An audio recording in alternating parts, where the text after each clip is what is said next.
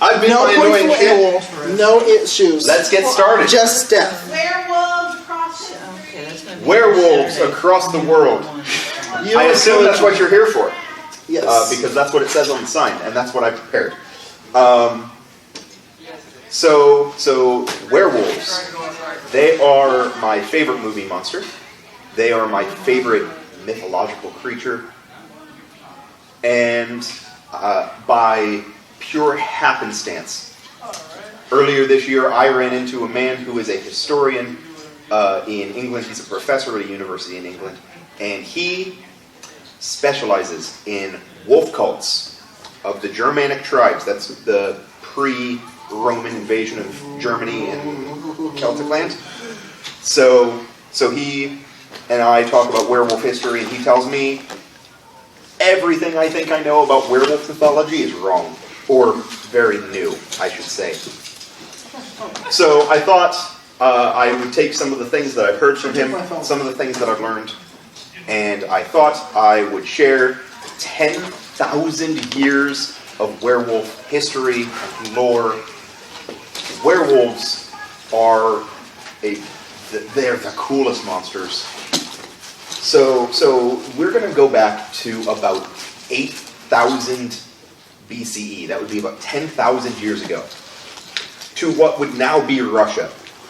To a group of humans that we call the Proto-Europeans. The Proto-Europeans are genetically some of the most important people to have ever existed. Does anyone happen to know why? Because there are only 4 RNA types. It does have to do with DNA and mutations that occur. Because they were the main, if I remember this correctly, which I may not, they were the main branch that went from Africa to Europe and actually spread out into a lot of the Caucasian. They are, in fact, you're on the right track. They are the descendants of all Western and Eastern European, and therefore most American people today. But they had something that no one else in the world had, and in fact, even now, no one else has redeveloped it. What have you figured out? Quickfire. Well, you told me, so... Oh, yeah, I can't, yeah, I already told you. They were all No, blood they knew, drinkers. everyone has learned how to make, this is only 10,000 years ago. We've known fire, we've melted... Not and- quickfire. No, not quickfire. But we're in the middle of the Bronze Age, so we're well into fire and working copper, and even now we're working bronze. The answer is cheese. And I'm not kidding. The Proto-Europeans had this genetic mutation. They could digest dairy as adults. If you go into sub-Saharan Africa or Asia, they can't digest dairy as an adult. Most of them can't. But the Proto-Europeans could, and that means that all of the Europeans that come after them could. This means that your life strategy is able to change in a very dramatic way. When you are a hunter-gatherer, you go hunting, and that means you're traveling quite far distances, and if you're hunting things that are easy to catch, you have to be on the move to keep following the things that are easy to catch so you don't kill off the entire population in a region. And the gatherers are gathering lots of nuts and berries, and then they have to go farther and farther and farther from a single location because they're going to farm everything immediately around them dry. You need to have something that is readily available and just takes up a resource you don't eat. Grass, that's a resource humans don't really use. Goats do. Goats make milk. So do cows. And so the Proto-Europeans are the first ones that are able to use goats and cows, not only for their meat, which then you mean the animal's dead, but you can use them while alive to make milk and turn it into cheese, and you've got a society that doesn't have to travel long distances and doesn't have to worry about gathering from forever away. You can make a homestead, take care of some cows and some goats and chickens and so on, and Yeah, you'll still go hunting and gathering, but you don't have to rely only on the hunting and the gathering. You can also rely on this new form of nutrient. And that means that the wildlife around you stops being just predator and prey that you avoid. You start actually looking at the way they behave. You start looking at the deer, and instead of just hunting the deer, you study it. Because if you fail to kill this deer, you've still got cheese back home, and you've got the nuts and berries. The loss of a hunt is no longer this horrible thing. It still sucks, but it's not going to kill your entire family. And you can learn from it. Well, why did it escape this time? What could we have done different? Why are those animals that also hunt deer able to hunt better than us? And when you look at how humans hunt, we hunt in groups. You might call a human group of hunters a pack, if you felt so inclined. And they're like, what other animals do this? And they look around and they see bears and they hunt on their own. So those strategies, those don't really work. Also, bear claws are like massive, and we don't have massive claws. So that strategy won't work. But wolves are about our size. Humans in this age are about 5 foot or so even, and 120 pounds. And wolves, when they get big, are about 130, 150 pounds. So early humans start looking at all sorts of animals, learning from them. And they see the wolf, and they're like, they hunt in groups. Look at them hunting that guy. And so we see humans, the Proto-Europeans, start experimenting with different hunting methods. Some of them that they have basically stolen from wolves.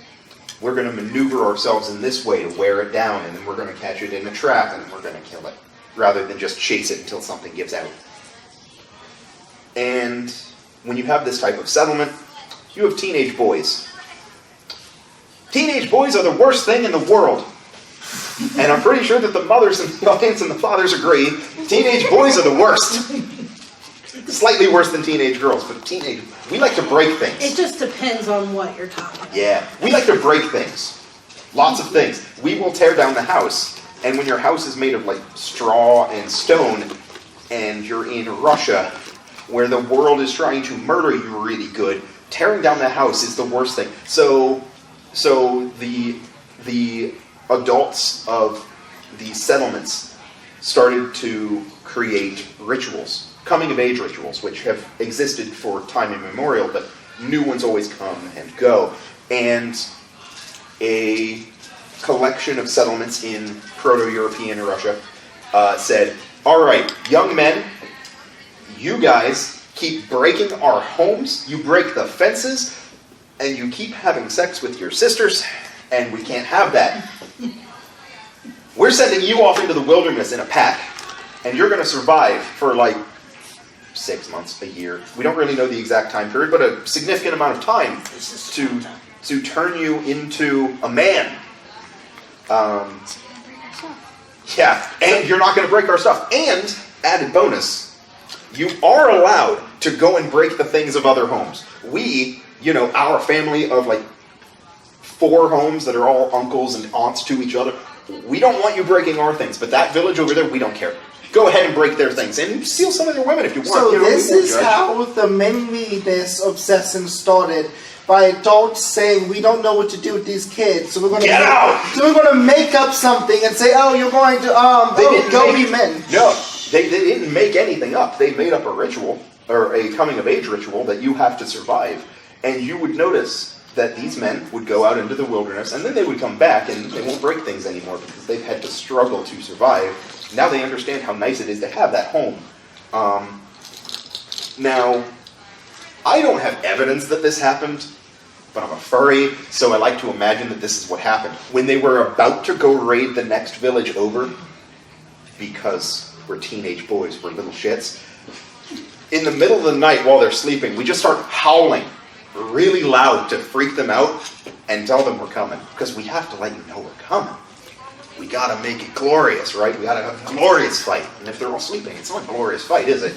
Not a fun story. Yeah, we snuck into the town, dead. That's not fun. But you would get stories of men who go out and in this pack of men, and that they would observe the wolves because they work in packs. And, they probably would raid some villages, but they probably learned how to hunt the same type of prey as wolves do. And they got good at it. The ability of these groups of men to go out and hunt deer, elk, rabbits, whatever it is they wanted to hunt that wolves also hunted, the success of their hunts went up because they weren't relying on it, and they were on this coming-of-age ritual where you would have to learn from nature. This also had the benefit of the men were also gathering, because you cannot rely only on meat in your diet, because you can only go hunting every so often, and gathering berries, they aren't going to fight back. Normally, some fruit does bite back. Just be careful. And so this tradition eventually matures into a religion following the wolf, because they are a pack animal, we are a social creature. There's some type of similarity. The gods are speaking to us through animals, because we are humans, this is what we do. Furries have been around for a long time, as this early talk is telling you. And so this evolves eventually into actual cults with rules and hierarchies. And there's one hierarchy of wolf cult that will become very significant indeed when we talk about Rome. We'll get there in a minute. But let's talk the three types of hierarchies in a wolf cult. This is generally true of most religions and cults. But in wolf cults, you saw almost even divide among the three sets. So, the first type of wolf cult is patriarchal. The father leads, the rest follow, and it's always a man that leads. Patriarchal. We've heard of these. There's several very prominent religions that are considered patriarchal. You could consider the Catholic Church a patriarchal religion because the Pope is always a man. Patriarchal just means man-led. There's also matriarchal. It's less common now. It was much more common 3,000 years ago. Matriarchal is the opposite of patriarchal. It means that the mother or a female figure is always in charge. And if you look at wolf behavior in the wild, you can see why they might come to this conclusion instead. When the mother is pregnant, she will build a den. She will give birth in the den. The father isn't allowed to enter for several weeks. The mom's in charge. Do you know why? Do I know why? Actually, I don't think I know why.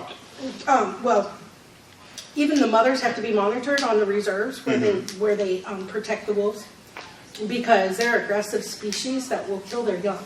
Yes, so they will. she has to protect the young from him, Mm-hmm. because if he senses that there's too much of a threat against his position, then he may attack them. And she may too. They sometimes will have to remove them.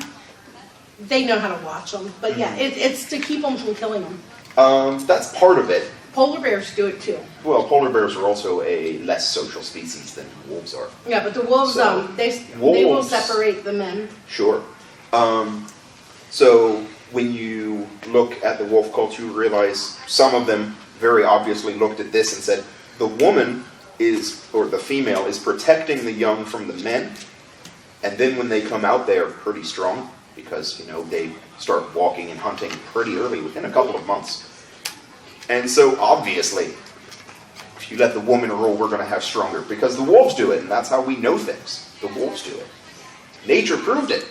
And then you've got this third sect where the sex of the leader isn't really relevant. It's whoever plays the political game the best. And you see that all over the place. And there are many, many wolf cults that spread from Proto-European all the way out.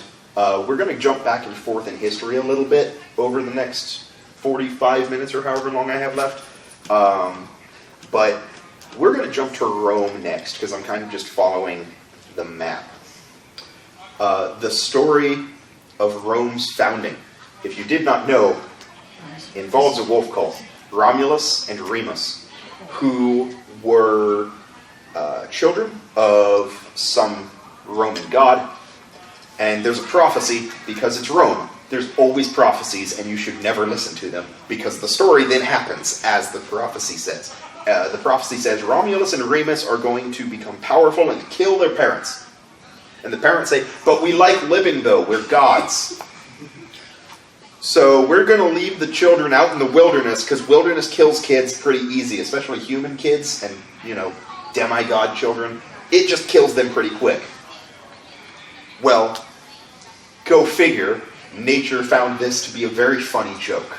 And then says, here's a she-wolf, and then the babies, Romulus and Remus, suckle with the rest of the litter on a she-wolf. Eventually, a farmer finds Romulus and Remus and raises them, tells them about how he found them. He doesn't know whose kids they are, but he knows that he found them in the wilderness and they were suckling at a wolf.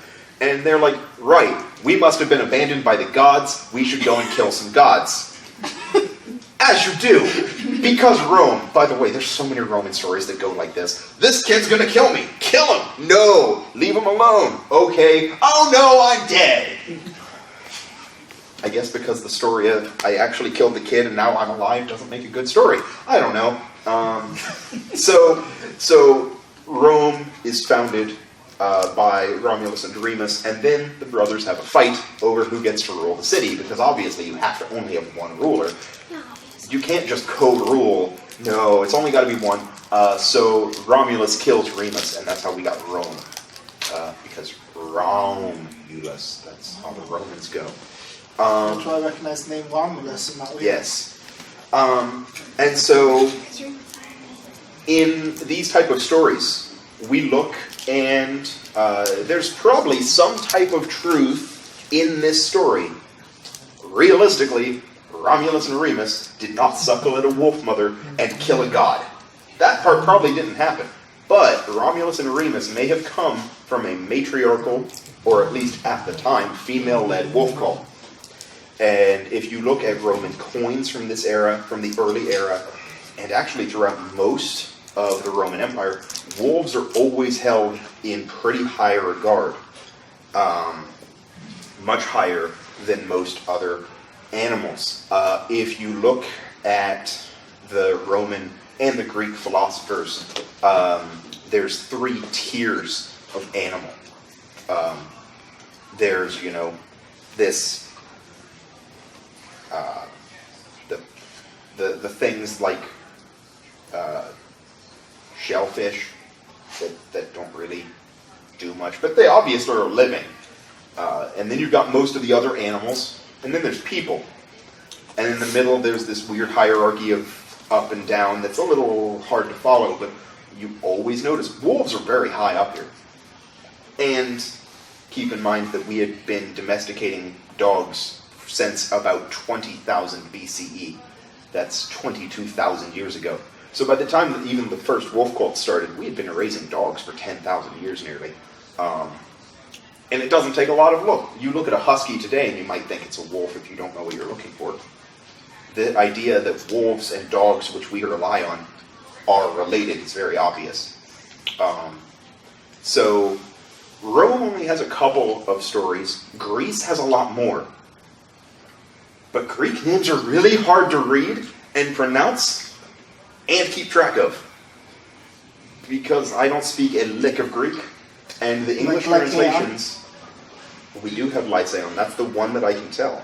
That's a very important one because Hollywood stole from it very heavily. We'll get there. It has a lot of twists and turns on how it was told. Yeah. So Rome is founded by werewolves of a sort. Men who highly revered and were in fact literally raised by a wolf mother. That's Rome for you, and it was the most powerful city for 1,000 years. I want to move from Rome now and go to Greece and talk about Lycaon. I can't pronounce Greece.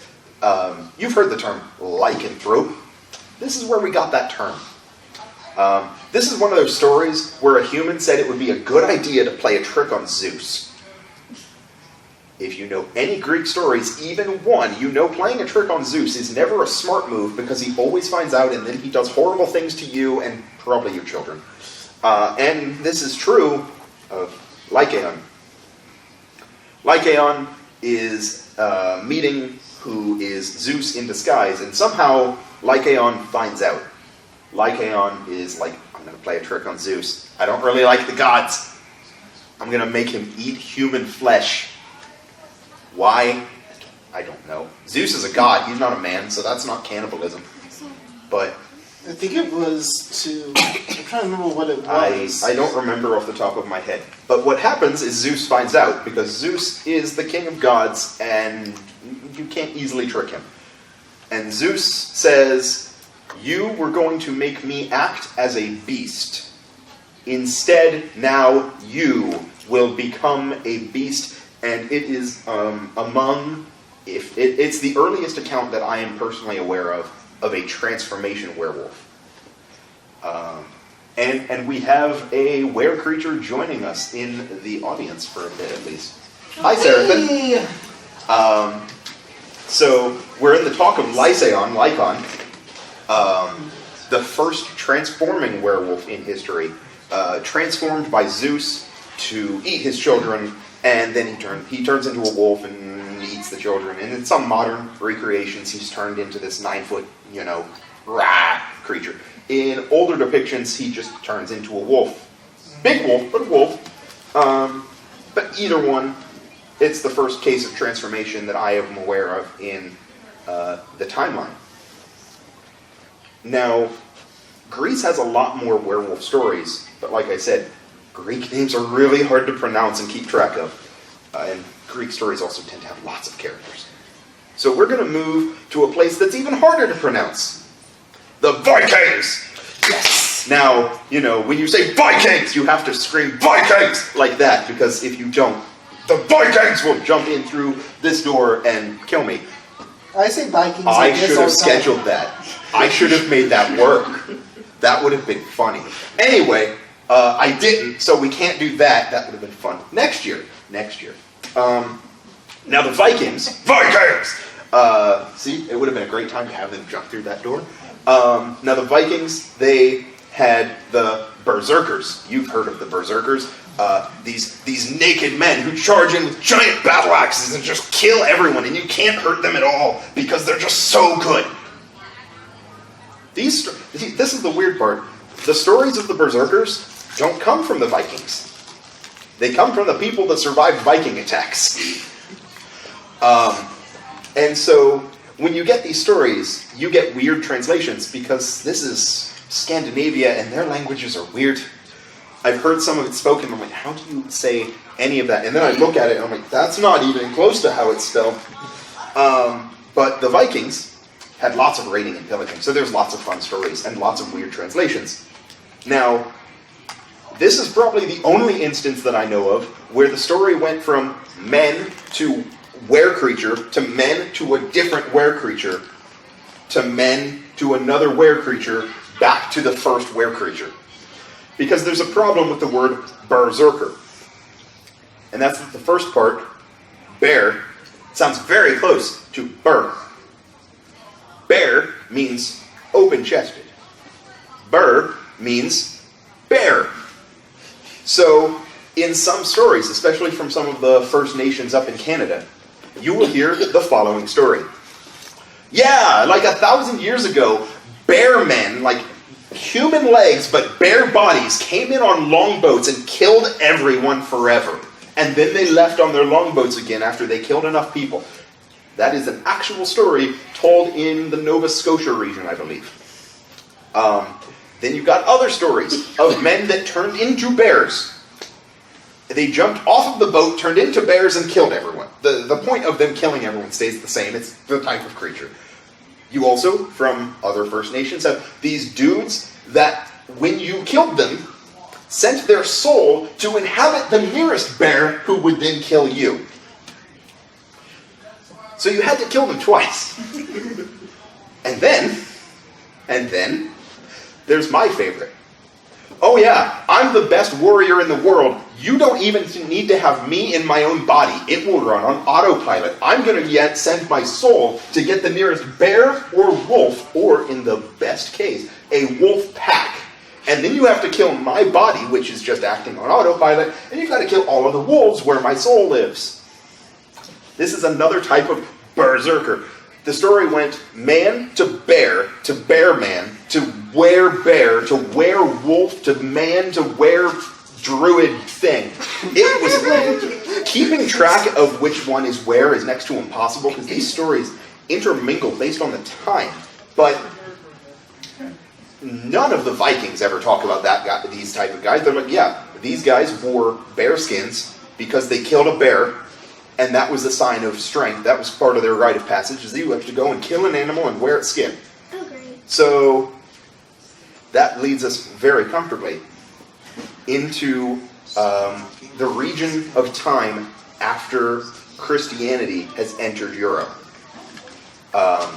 Now, for a period of time, holy cow, a werewolf just showed up. Oh, yeah! Hey, werewolves!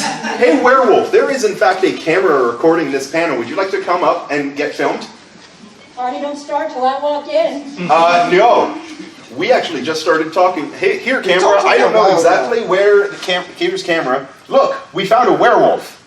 I didn't promise you'd find one, but we did anyway, so there you go. So we have just finished talking about the berserkers, who were sometimes werewolves and sometimes bears. Are you going to touch on Finwheel? Not the Finwheel really. cults? The Fenrir cults are a Or the kind Druids? of... Not really, because the Druids have very little written about them in English. They're mostly written in, Irish. But I do have a fun Belgian story at the end. I'll go ahead and sit down. Oh, You thank still need you. me up here. No, I just wanted to have the camera record you forever. So, what were we on about? We had just left Berserkers, and we are now... Right, the werewolves that change by wearable technologies. So, after the Christians move into Europe, werewolves go in and out of fashion. The wolf cults kind of die. The study of nature as a learning mechanism comes and goes. But now when it comes back, it's back as the Jesus God talking rather than the gods of the universe or whatever. But the legends of werewolves never really die. They just kind of slumber. But there's a period of time from about 1000 to about 1900 actually, where the term werewolf, demon, and Satan were completely interchangeable. So a lot of werewolf stories from Europe in this time period of 1000 to 1900 are just a demon story. And you read them and you're like, this doesn't sound like a werewolf at all, not even compared to the Viking story. But some type of demon possession is involved. Some of these are very werewolf-like in nature. Now, demons are clever creatures. You know, in the movies they seem to be pretty dumb, but in reality, there's lots of ways to get past that whole troublesome holy water priest blessing. And, you know, because a story needs to be a good story and believable, one of the ways that you might get around this possession problem is to be put on an article of clothing or jewelry. A wolf. Well, the most common was a belt. The second most common was a coat, but it could be any item that you could wear. So if you had a wedding band, you could have that possessed. The idea would be that you would go to Satan and offer something, and he would offer something back. It's a trade. One type of demon possession would be a transforming type. When you put on this item, the demon will possess you, and you will get their power through a physical transformation. And so there's a lot of those type of stories with lots of variations. I was going to save this to be my last story because I thought you might laugh too hard at it, but I'm going to just move to it now. This story comes from roughly 1870. Are we doing the Christian werewolves? This is not a Christian werewolf, but it is a demon werewolf in Christian Belgium. And then we're going to move back in time to the Irish. My favorite werewolf story. I didn't know about this until 2 weeks ago preparing for this panel. In Belgium, there's this village. And some folklore historians in an English university say, we want to preserve these Victorian-era stories that were told to children by their grandparents who would have been alive in about 1870 when the kids were, the grandparents they were talking to were born in like 1900. And so they go out and hear the stories. And there's one village that has the weirdest werewolf story in the world. And if you know of a weirder one, after this panel, let me know, because I want to get onto the Irish. There's a story in this little Belgian village. It's a farming village, so the houses are very spread out. And you've got your farm of cow and pigs and goats and whatever. And for some reason, it is a very popular thing for the men and women, and in fact children, to wander around at night. You know, your nearest neighbor is only about a half mile away. Why not wander over and knock on his window at 3 a.m. in the middle of the full moon? I don't know. It sounds like a good idea to me. So, the story came from the men, and sometimes the stronger women, that they would be walking down the road. And then a beast would jump onto their back, not crawl, jump onto the back and say, carry me to some location. Now this location would vary in distance from 50 feet to 300 feet. Not a very long distance to give something that's about 95 pounds a piggyback. And then it would jump off after it got bored, apparently, and vanish into the night. And everyone just knew that the Belgian piggyback werewolf would jump on your back and demand to be carrying you somewhere. Belgian piggyback werewolf. This, I did not make this story up. You can find it in Willem de Belcourt's book, Werewolf Histories. It's pretty early on. It's my favorite story. The Belgian piggyback werewolf. Now, it threatened to kill your family if you did not carry him. The problem is that he was demanding such a short distance, no one bothered to say no, because they were already traveling that far.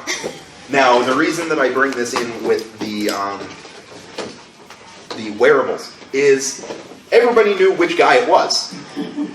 It was the one guy that made a deal with Satan and had this really weird belt with a wolf skull on it, or, depending on the other version of the tale, is that it was the one guy that wore wolf skin all the time. He would literally put on the wolf skin. Now he's a 9-foot muscle beast that's 90 pounds because they're really skinny wolves. Wolves are small. They're bigger than a dog, but they're much smaller than a bear. So they're like, rah, carry me. Okay, bye. Belgian piggyback werewolf, everybody. I told you it's the best story. So I would like to carry you back Who's the author of the book? I'm sorry? Who's the author of the book? Willem, W-I-L-L-E-M. W-I-L-L. De, D-E. E-M-D-E. Belcourt, B-E-L-E-C-O-U-T. B-E-L... And it's called Werewolf Histories. B-E-L what? B-E-L-E-C-O-U-T.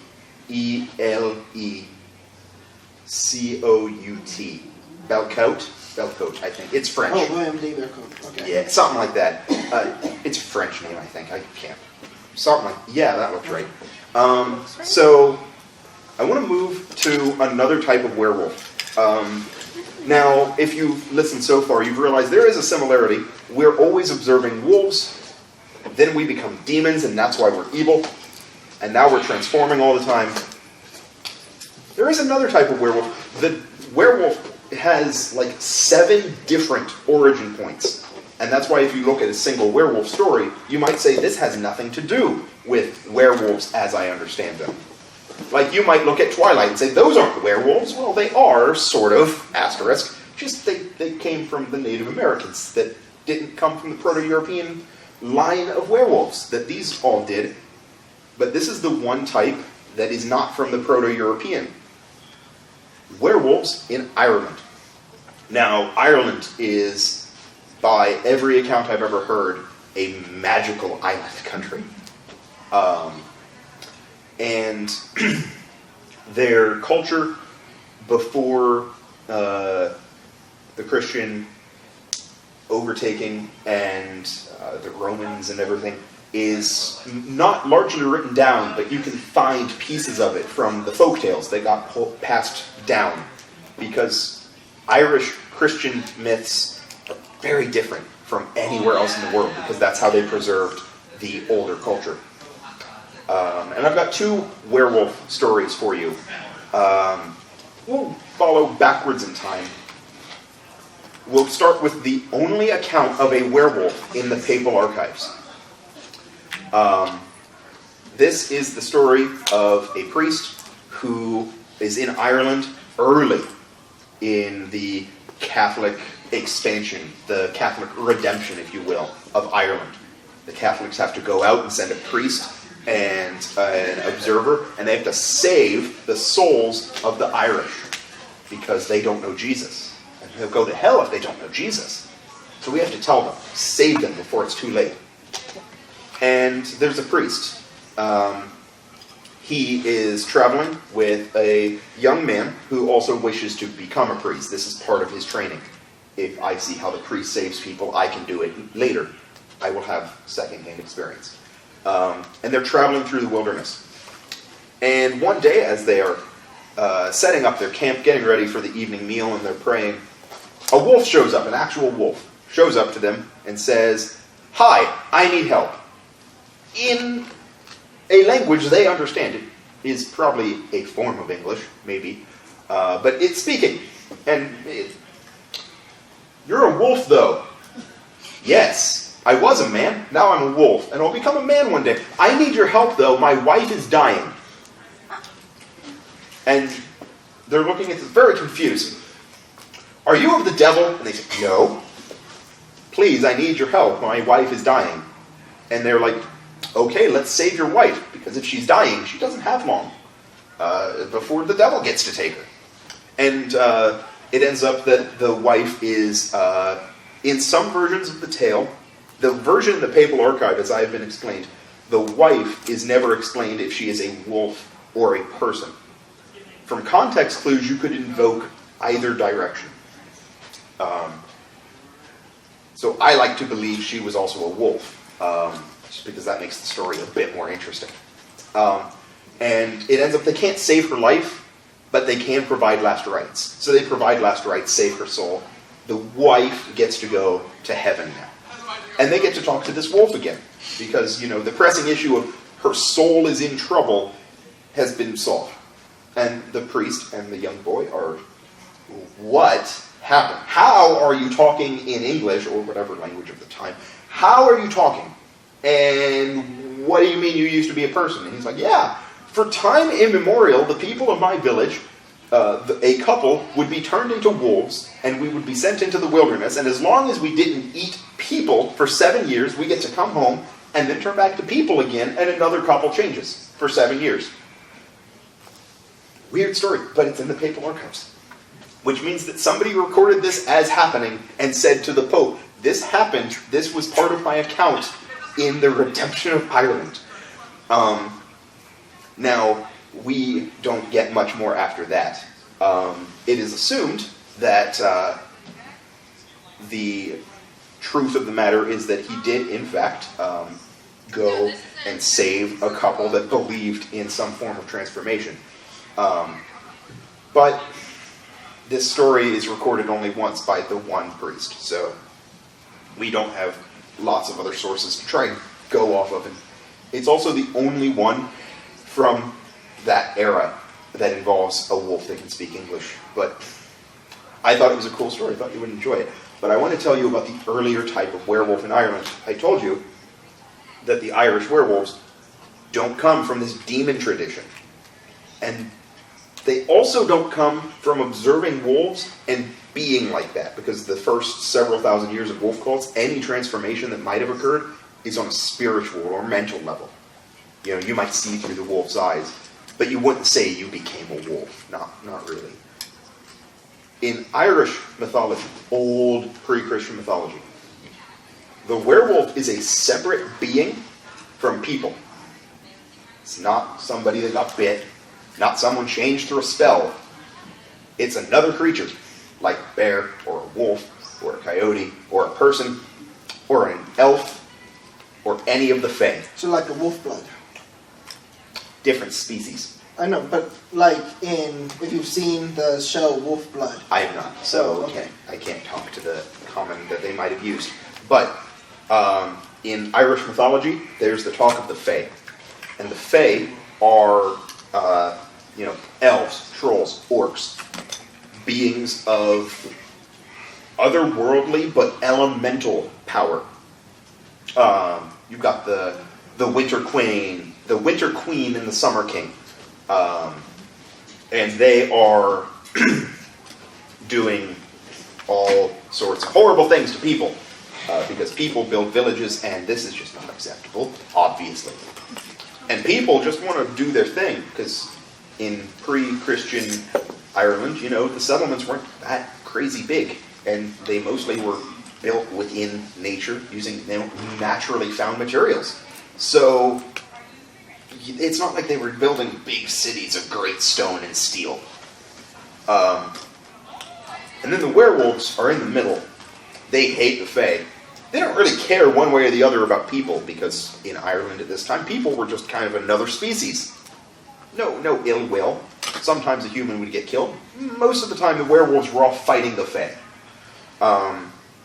It's a form. Think of like a paladin who has said that they must swear an oath to kill a certain type of creature. Well, the werewolf in Irish mythology is sworn to kill elves and trolls and orcs. Wouldn't that be more like a angel? You would think so, but the concept of an angel didn't exist. Ranger. Oh, a ranger. D&D.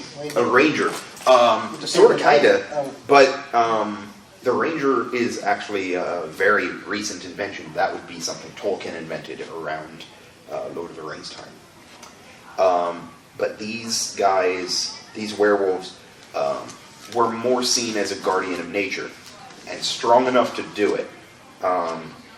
There's a couple conflicting accounts. They've always been a separate species. Do they live And in, some... I'm do sorry? they live in trees or anything? They lived in forests. Okay. There's different types of Irish werewolf. Sometimes they are the 9-foot tall murder machine that's partly a wolf and partly a dude, but also neither of them at the same time. Sometimes that's all they could do. Sometimes, especially closer to the Christian invasion of Ireland, you get some transformations occurring. But as I said, physical transformations are kind of a thing that come much later. And I wanted to end, because I'm close on time. I wanted to end by talking about Hollywood werewolves and where we stole some of those ideas from. Because we basically took a lot of cool ideas and put them together in a bowl and mixed them and said, that's going to be our werewolf. If you notice, when you read a werewolf story or watch a werewolf movie, you don't know all of the rules. You know it's probably weak to silver. You know the full moon's probably involved in some way, but some not always. But the part that's always confusing, in Bitten, they turn into normal wolves. Same for Hemlock Grove. But American Werewolf in London, that turns into a four-legged beast that looks nothing like a wolf.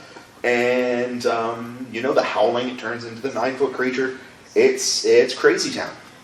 It's all over the place. But I have discovered a couple of answers to why this story is nearly constant. And the first one I found out, boring answer, the full moon. Wolves are not the most active at a full moon. You've probably heard this. You may have read it in your science book, depending on when you took a science class and might have studied wolves for a bit of time, but that's not really true. The wolves howl about equally at any given day. The thing is, people, us, have very bad night vision. We kind of need that big ball in the sky, the sun, to be able to see outside.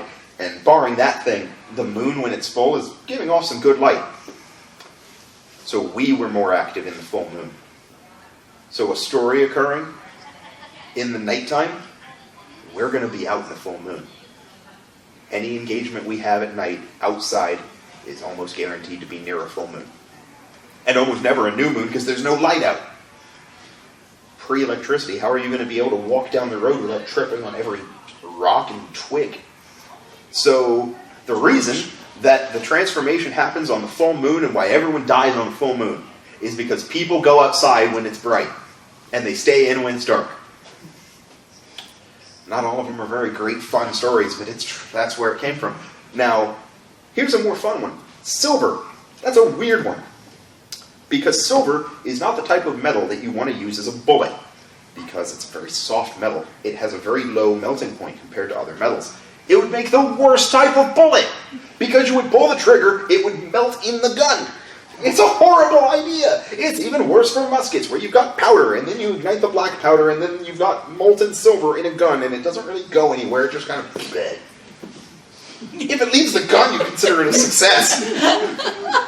So where did this idea come from? Well, remember, Christian werewolves were demons.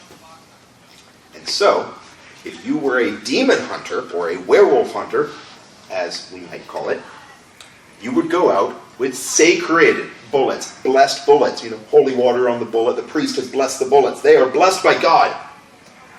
Here's the thing, though. I said sacred bullet, blessed bullet, and you probably have an idea of how that happens. Holy water, prayer, doing the cross with the priest.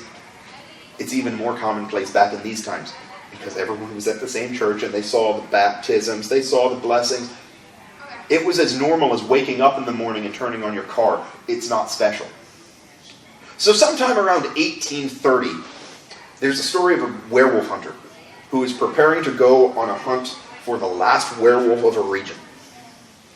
Now this story came out of Eastern Europe somewhere, and then moved west to France. And because the French are romantic and need to have everything poetic and beautiful, the guy who translated it said, blessings, that's as normal as the sun coming up. So you're saying any dude who goes to the priest and says, bless my gun please, is going to be able to kill? That's boring.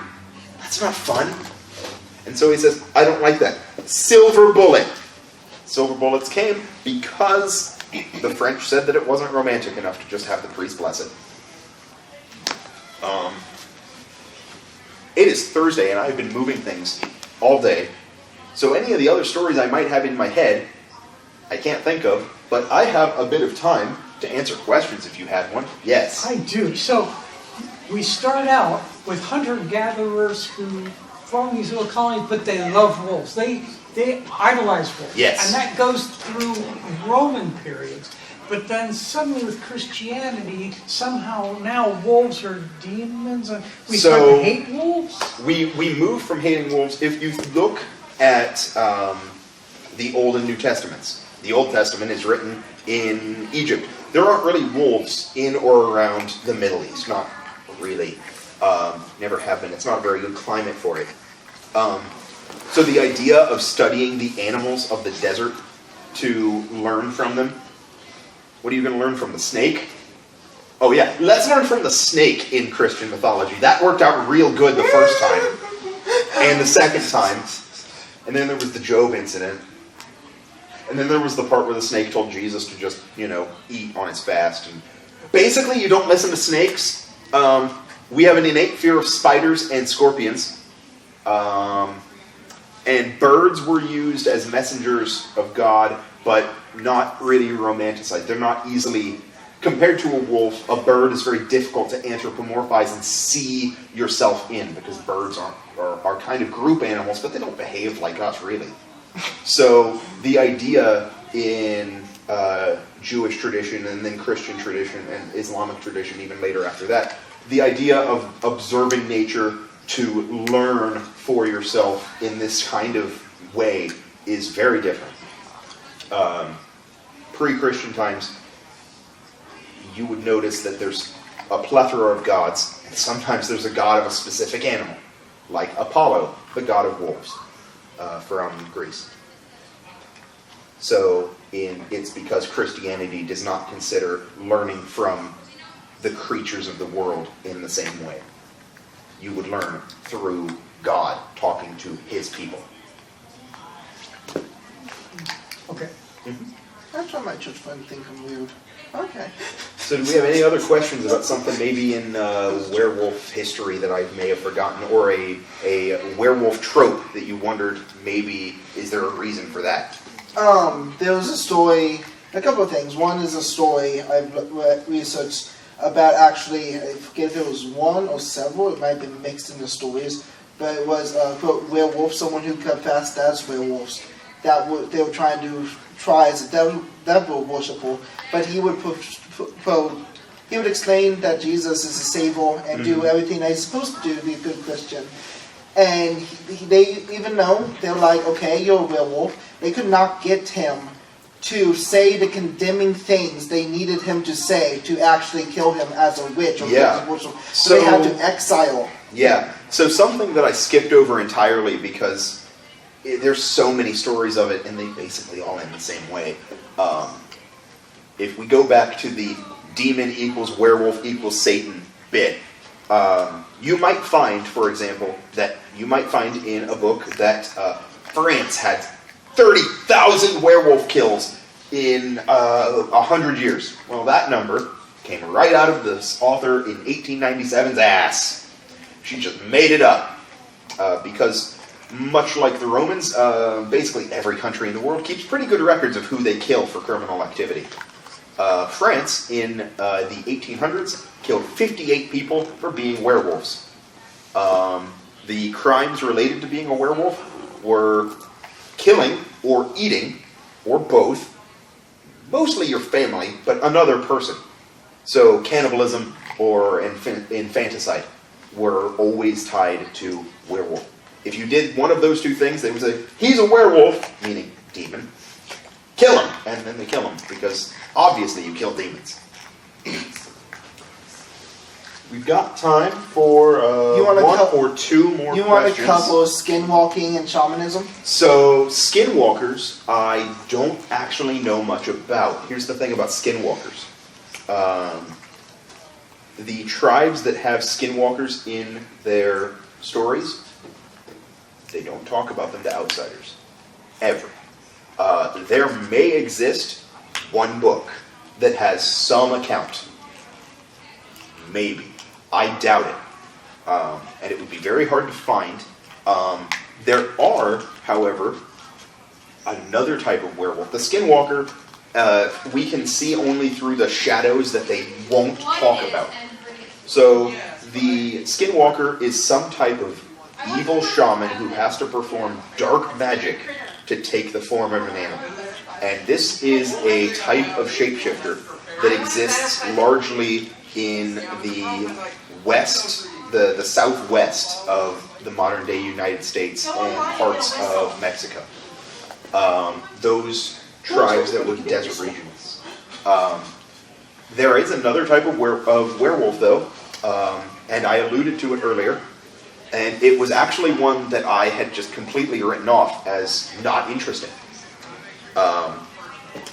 Because Stephanie Meyer is not a great author. I don't really like her work. It's pretty fun to kind of shit on Twilight nowadays. But the werewolves that she has in her story that I know aren't werewolves, but they're werewolves. They're dudes that turn into wolves. Werewolves that turn... I know, Sarathan's back here shaking his head. But here's the thing. They're a type of werewolf. They just come from a very, very different sect. Sarathan missed the part where I said that most of our werewolf legends come from the Proto-Europeans of modern-day Russia. The werewolves that we got from Twilight, part of it was made up to hold a Mormon agenda.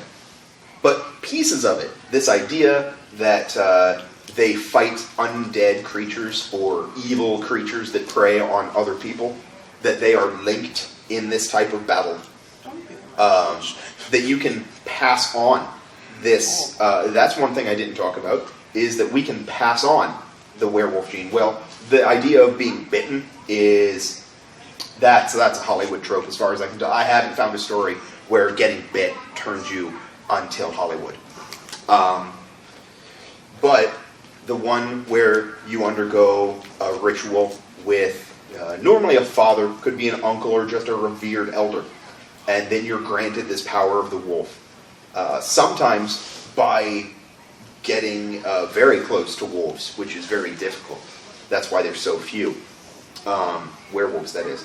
This idea of kind of being a paladin, you're told kill the vampires in the case of Twilight, or kill the creatures of the night that hunt people. That is a type of story that occurs in the Great Plains. It's not always werewolves. It could be, I know for a fact there are some stories from the Native Americans that are werewolves. There are were-stags, were-elk, lots of these type of creatures that are revered in different societies. The wolf is common because they are a predator animal. You know, you think of the stag and you're thinking kind of a prey animal. You think of wolf and you don't think prey at all. So the stories from the Twilight vampires are just a very different take on a creature that was written very poorly in the case of Twilight. I would say that Bitten is a closer approximation. It's a closer approximation to this type of Native American werewolf, but not quite, because that still gets spread through a bite. Also, if you wondered where the idea, here will be my last point. If you've ever wondered where the idea of werewolves and vampires hating each other so much came from, if you've ever wondered where this idea of werewolves as a rage-filled creature came from, if you've ever wondered why they seem to lose control the closer it gets to full moon, you can look no further than Werewolf the Apocalypse, which I hold as being the worst thing that ever happened to werewolves, and I also hold to be the worst RPG system I've ever played. Many of the modern 21st century tropes come directly from Werewolf the Apocalypse. It was also where we got most of our vampire lore. They took a lot of that and made it up, and then it became popular.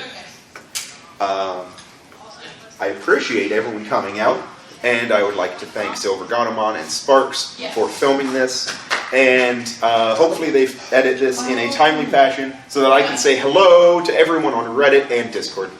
Thank you. Good night. Have a great convention. Happy Halloween. Thank you. I thought my pen looked like a Gatomon. Silver Gatomon, he bought me a coffee. Silver Gatomon, here is the song for thee. He likes to video all the panels at the cons. You should go and watch them whether they are short or long. Silver Gatomon, you video that's not a jibe. All of you go to his YouTube channel and like and subscribe.